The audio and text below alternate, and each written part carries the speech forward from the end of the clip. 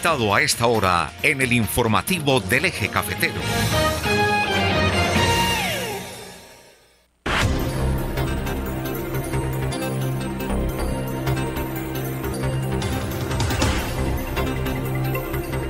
A las 8 de la mañana, 36 minutos, la habitual nota de todos los martes a esta hora de la mañana con el escritor es Julián Chica Cardona. Julián, muy buenos días. Muy buenos días, Germán. Un saludo a todos los radioescuchas y televidentes y a los compañeros del Control Master. Hoy vamos a hablar de un tema muy importante, vamos a hablar de la historia de la Casa de la Cultura de Dos Quebradas. Normalmente en su cotidianidad, Julián, usted sigue leyendo, estudiando, investigando, averiguando por estos temas que nos ha traído acá, que son tan importantes de la historia de nuestra región cafetera, de la historia de cómo nació este municipio de Dos Quebradas, cómo nació su acueducto, cómo nació su plaza de ferias, toda la institucionalidad, y nos ha venido ilustrando de cómo eran esas épocas, de cómo se ha venido evolucionando toda la modernidad, la arquitectura, la misma gastronomía ha variado bastante en esta región cafetera. Es de los que se levanta, estudia y se acuesta estudiando. Sí, yo siento que mi deber ser con el municipio industrial es seguir profundizando la problematización de la formación del municipio de Dos Quebradas, ir a sus causas, encontrar ese contexto que nos ha faltado y que puede ser de tanta utilidad para las nuevas generaciones. Hablemos de la Casa de la Cultura. A ver, ¿qué nos tiene preparado hoy? Porque me quisiera también participar del tema que tiene hoy, porque digamos que en esa época, y decir, casi que fuimos fundadores de la Casa de la Cultura de Dos Quebradas. Sí, protagonistas de la institución. Nos trae a colación ese tema hoy porque desde el año 2022 se ha venido agitando la idea de recuperar ese espacio que quede dentro de la estructura del patrimonio del municipio. Y ahora de nuevo el concejal José Aníbal Chica, en unos podcasts que ha estado circulando, manifiesta de nuevo que en el Consejo Municipal está sobre la mesa de discusión la posibilidad de incorporar este bien que es de una organización no gubernamental y que hay que cumplir con un proceso de enajenación y poderlo habilitar como un espacio para el arte, un espacio para la cultura, la educación, el entretenimiento. De modo entonces que pues pareciera ser ahora un refrito, porque en el año 2022, que estuvo tan cerca de convertirse en un inmueble de interés cultural en el que el municipio tomara las riendas, no fue posible por diferentes conflictos y de interés y conflictos generados al interior del proceso. Pero entonces, si ahora esa situación se logra y aprovechan la oportunidad que el presidente de esa institución, el doctor Víctor Armando Castellanos ha puesto como propuesta, ha facilitado para que por lo menos él se libere de esta cargo, de esta responsabilidad. Entonces por eso queremos hacer referencia al origen, cómo se originó este proceso. Recordemos que en 1970 hervía toda esa idea de la creación del municipio. Para el 72, en diciembre, se logra que en la ordenanza se le dé el tercer debate y en el año 1973 inicia una vida administrativa. Para esos inicios de la década del 70, al mismo tiempo urbanizadores como Jaime Giraldo García y están los Valencia Hermanos, Roberto Gutiérrez, hay un grupo, un puñado de urbanizadores que están empujando ya en el crecimiento de la ciudad y surge una idea del mismo Jaime Giraldo de crear una zona industrial denominada Zona Industrial Santa Isabel.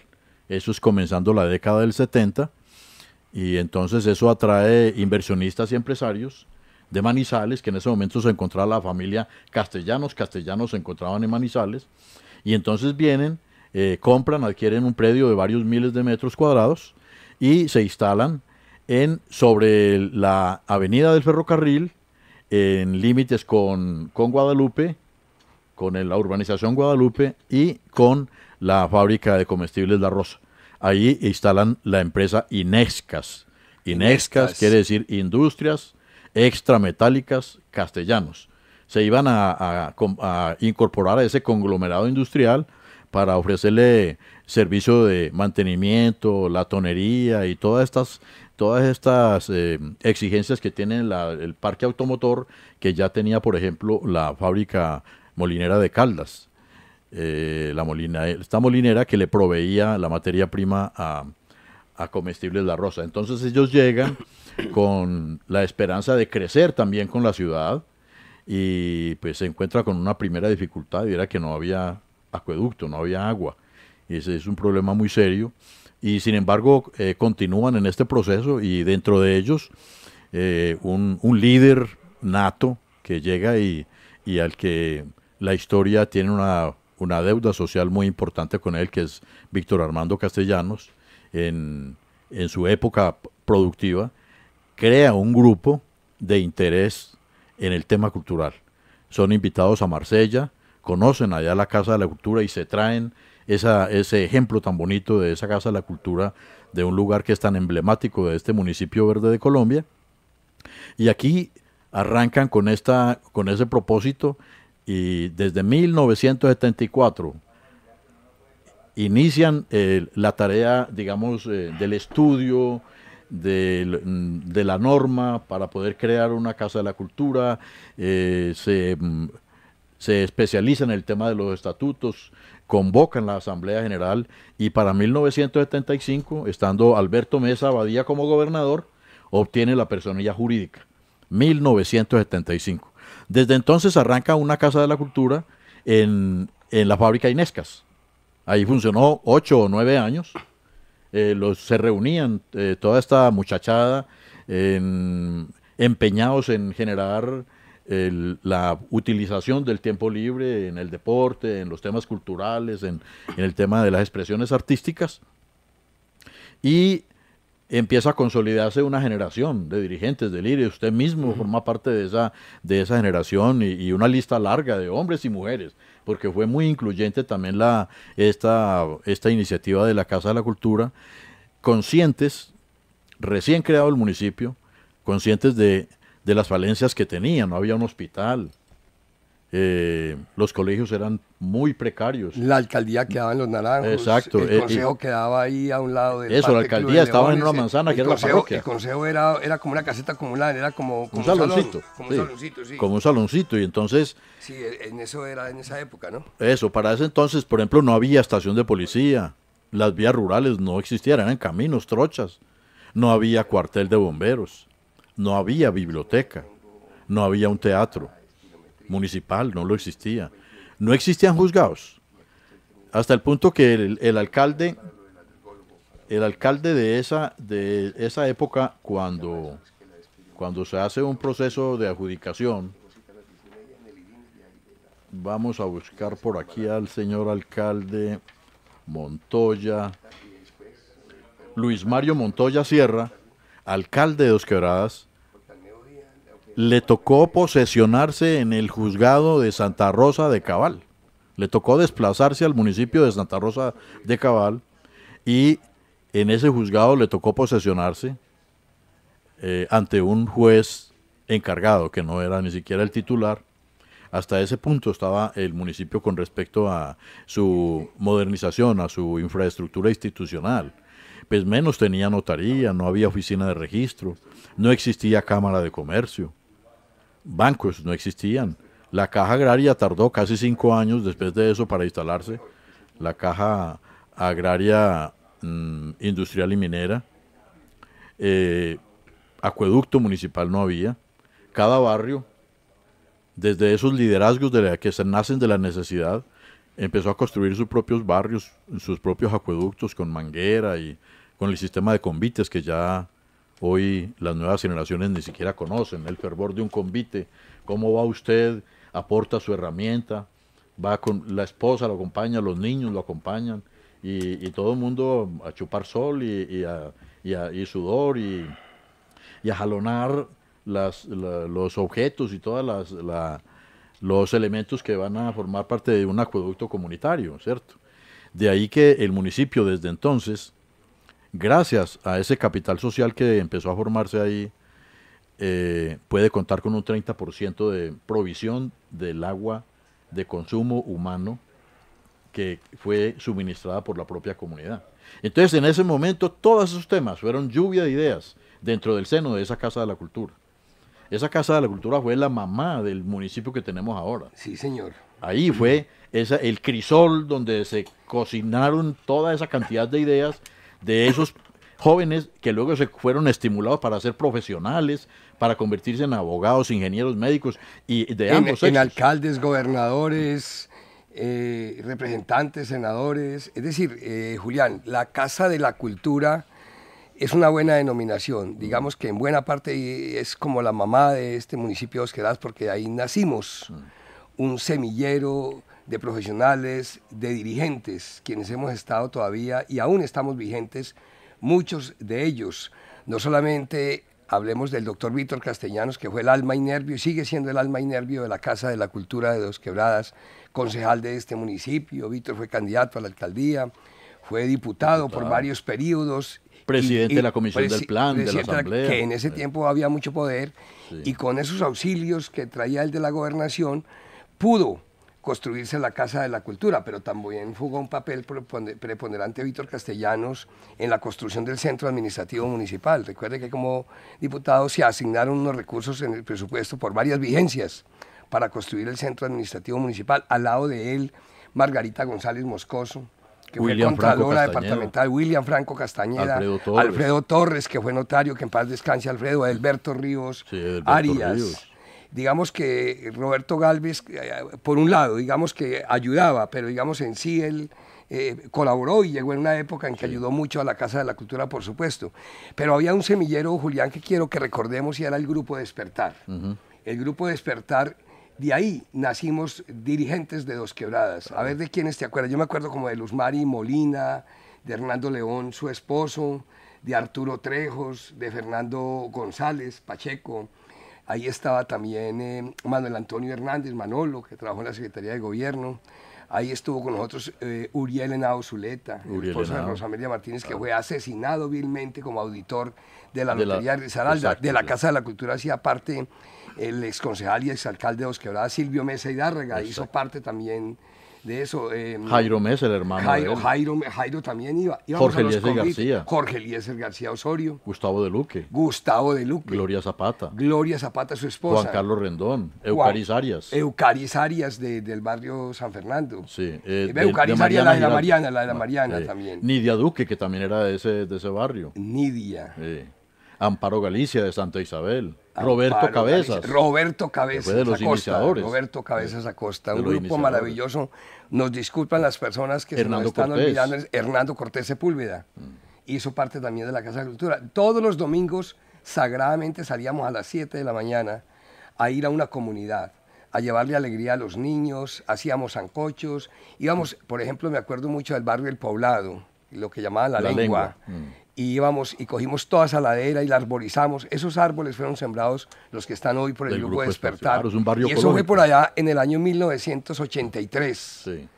Año 1983, 1984. Estamos hablando ya hace unos 40 años, ¿no? Sí, 40 años ya. De 40 años aproximadamente. Es decir, recuerdo mucho en esa época también, bueno, hizo parte de esa dirigencia en esa época Jorge Eliezer Sabas Bedoya, que es hoy fue alcalde y es hoy el notario tercero de la ciudad de Pereira. Y había simultáneamente, Julián, una organización política avanzada de unidad liberal. Ahí estaban unos grandes dirigentes como Luis Alberto Mosquera, Orlaín López, que en paz descanse. Bueno, hubo tantos concejales, dirigentes, pero hablar de la Casa de la Cultura es lo que dice Julián, es hablar del nacimiento de una Dos Quebradas, del inicio del progreso, del desarrollo de esta ciudad, pero también de una camada de muchachos que éramos en ese momento, que nos convertimos en dirigentes de este municipio. Ahí salimos concejales, alcaldes, diputados, representantes, senadores, gobernadores. Diego Patiño Amariles sí que hizo parte también de esa época. La Contralora departamental. Claro, Margarita González. Hicieron parte de todo ese proceso. Algo es para recordar, algo muy bonito. Y hay que hablar también que había de cierta forma también un ligamiento muy grande de las Lorencitas.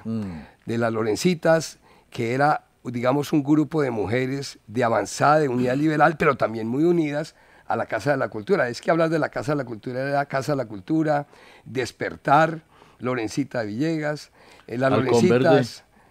Halcón Verde, que fue un grupo en el que estuvo Humberto García, el Grupo 5. Sí, señor. Estuvo el COED, que es Centro de Observaciones Ecológicas. Y de ahí de la Casa de la Cultura han nacido un semillero también de grupos de teatro, Julián. Ah, sí, claro, más de 7 grupos. Como Renacer, El Caraván.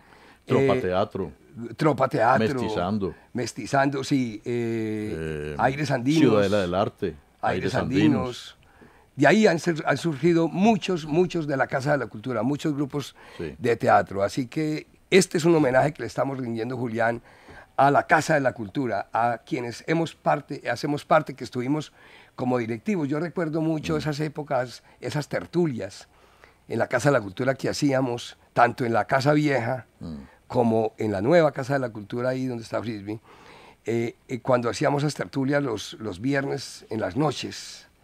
Era una noche de poesía. Sí, era una fiesta. Era una fiesta de poesía, de trova, de canto. Claro. Sin heridos, sin bala, sin droga. Era algo fenomenal, sin licor. Era al ritmo ahí. Las tertulias que se hacían en el Lago de la Pradera, que el Lago de la Pradera estaba muy ligada también claro. a la Casa de la Cultura. No en vano, la Casa de la Cultura administró por muchos años el Lago de la Pradera, ¿no? Una obra suya, después generar amarrar esa función social, ambiental que tenía la institución con un lugar físico, un pulmón de la ciudad en el que podía reflejar todas esas actividades. Entonces sí, es de mucho mérito. De modo que entonces ve uno el papel de los visionarios que hubo en ese momento y que las generaciones deberían tener presente también, porque esto no cayó del cielo. El CAM no cayó del cielo. Son proyectos que necesitan años de maduración, de insistencia, de presentar solicitudes, de ir y volver y no desistir, ¿cierto? De perseverar en esa tarea. Y así fue como en 1982, estando de alcalde de Diego Patiño Amariles y estando de personero William Franco Castañeda, fue la adjudicación. Pero no en el 82. Sí, en el 82 fue la adjudicación por escritura pública de la finca El Martillo, que era de don Jaime Sanz. Ajá. Y entonces ya el municipio lo compró a la viuda y los 2 hijos, y el predio obviamente estaba pensado como una junta pro vivienda. Que ahí fue donde se reubicó toda la zona de Alto Bonito, allá en el Otún. Y de Granada, sí. Y de Granada, y ahí fue donde se trajo ya al barrio Martillo, al barrio Granada que soy. Exacto. Y entonces ahí se fijó, por ejemplo, como lugar también que fuera el comando de la policía, que fuera el espacio para bomberos. Se estaba pensando en grande. La Cruz Roja, la Defensa Civil. Sí. La Cruz Roja, Defensa Civil también. El edificio de la policía. Exacto. Está ahí también. El Club de Leones. El Club de Leones. Habilitado ahí. De modo que esa clase de visiones me parece que nos está faltando ahorita a la nueva dirigencia. Pues. Sí, totalmente, Está Julián, faltando mirar hacia más adelante. Porque en la ciudad no estamos viendo que ante esos trancones, por ejemplo, que se presentan permanentemente en el viaducto y se presentan en varias gargantas que tiene el área metropolitana, ¿por qué no estamos pensando en un helipuerto para Dos Quebradas, por ejemplo? Que permita el desplazamiento efectivo, rápido, eficaz de los ejecutivos, de los CEO, de las compañías, de las empresas multinacionales, de estos gerentes que vienen a supervisión tan importantes que se nos pasan por alto, pero es gente muy importante que está viniendo a la ciudad constantemente y por esos problemas de movilidad se abstienen y terminan haciendo visitas virtuales y no la presencial como podría ser de mayor utilidad, ¿cierto? Entonces esa proyección que vemos en esa dirigencia en ese entonces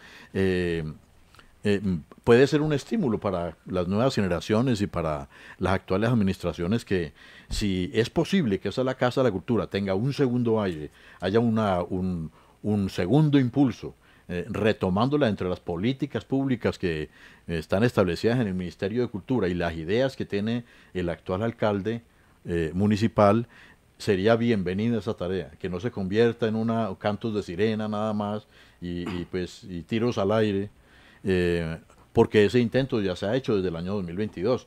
En 2020 hubo asamblea extraordinaria de la Casa de la Cultura y decidieron la liquidación.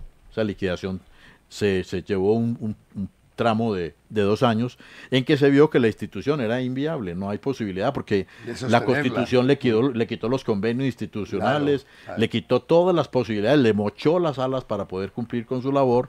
Y de ahí entonces, la importancia que la Casa de la Cultura pase a ser propiedad del municipio, porque siendo propiedad del municipio, no solamente puede invertir el municipio, sino también traer plata del Ministerio de Cultura y de la misma Secretaría de Cultura del departamento de Risaralda. Claro. Es decir, y hacer convenios institucionales. Es decir, claro. eso yo creo que deben resolver. Es que estuvo, Julián, listo, aprobado por el Consejo. Pipo y cuarta pero un concepto de la oficina jurídica, de una abogada, hizo que pusiera a todo el mundo a pensar que se iban a meter en un problema concejales y alcalde y oficina jurídica y echaron para atrás.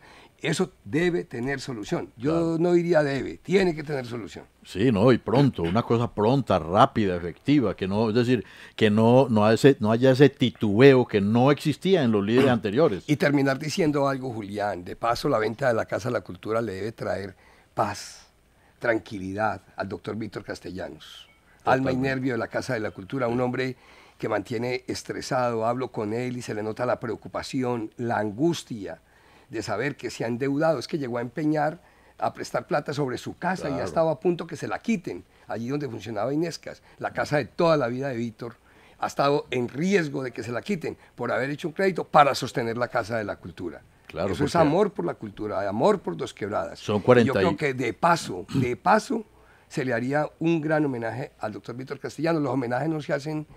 No se hacen después de uno de muerto, no, se hacen en vida. No, ¿Para qué? Se hacen en vida. Claro. O sea que yo creo que ahí la administración debe agilizar el tema. Julián, muchas gracias por estar una vez más con nosotros acá en el informativo del Eje Cafetero. Muchas gracias. Aportarnos todas estas experiencias, toda esta cultura de la que hemos hablado hoy, pero también la historia.